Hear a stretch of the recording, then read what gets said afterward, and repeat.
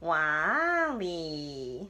In 2008, Disney Pixar's WALL-E hit theaters and I fell in love. I've never been a big go-to-the-movie theater person. I'm much more comfortable at home with a DVD or YouTube video or some other streaming service. And I was the same way when I was a kid, but I saw WALL-E in theaters 3 times. I was just enamored with this little robot and his story. I just couldn't wait to see him again. If you haven't seen it yet, WALL-E is the story of a robot named WALL-E. He is a trash collector. The Earth has become too covered in garbage and humans can't survive there anymore. So WALL-E's there trying to fix this. And then one day, WALL-E meets a robot named Eve.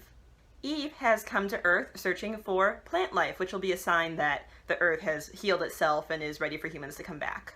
And WALL-E falls head over heels in love with Eve, and he follows her to outer space, and I could gush about everything that happens in this movie for literally hours, which is why I'm making this video. Today, I'm going to tell you why I love the movie WALL-E in 3 parts.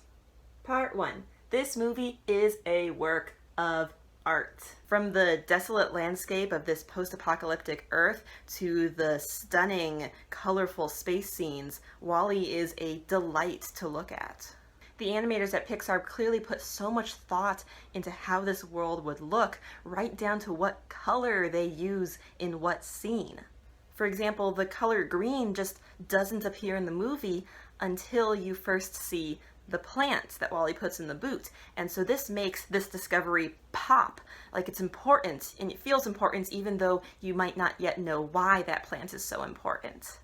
And this movie isn't only a visual work of art, it's a musical work of art too. The soundtrack is composed by a guy named Thomas Newman, and it is an absolute delight to just listen to on its own.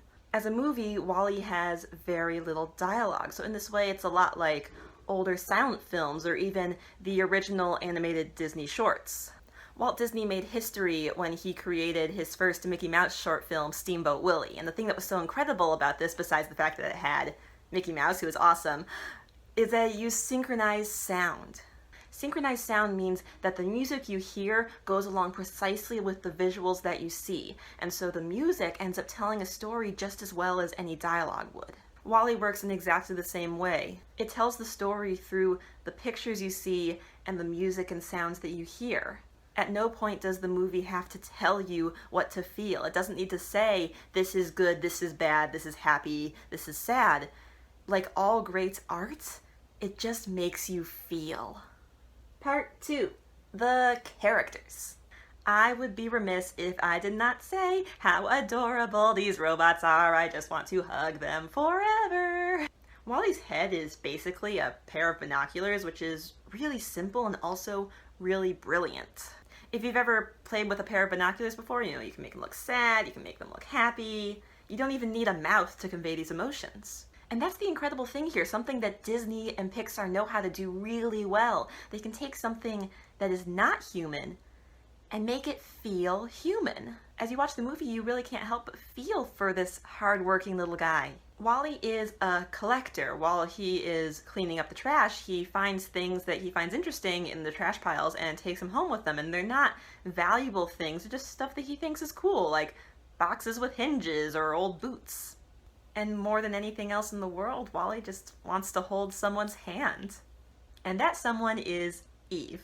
Eve is a bit harder to like at first. She comes off very cold and focused and not as adorable or emotional as WALL-E. But as the movie goes on, you get to know Eve. You learn that she likes to fly, she cares a lot about doing a good job, and she worries even more about failure. And when she has a cause to fight for, she fights. I see myself in these characters, I see the kind of person that I want to be and the kind of people that I want to have in my life. And when I watch this movie, I get to hang out with them for a while, and that's really nice. Part 3. This movie has an overwhelming message of optimism and hope. I know I said earlier that the planet Earth is completely covered in trash and can't support human life, and the humans haven't been able to come home for literally hundreds of years. So this is a pretty hopeless starting point for a story. But WALL-E doesn't see the world that way. He doesn't see that it's hopeless. He looks at piles of trash and he sees treasure. The humans in this movie haven't touched each other or even looked each other in the eye for literally hundreds of years. But whenever Wally meets someone, he looks them in the eye, shakes their hand, and introduces himself. Not because he's trying to change the world or tell people to live in a different way, just because he thinks that that's what he should do. But the wonderful thing here is that Wally does change the world just by being himself. Every single person, human or robot, that Wally interacts with is changed for the better.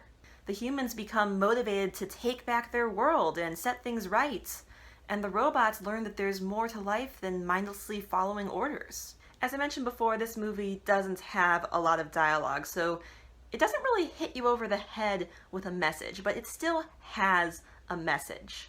This movie shows us that it doesn't matter how far we fall. As long as one person still believes that the world is a beautiful place, we can make a comeback.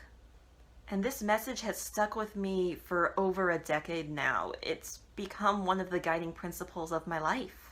If we believe that there is good in the world and act like there's good in the world, if we show the world love even when it's difficult, then we can make a better future for everyone.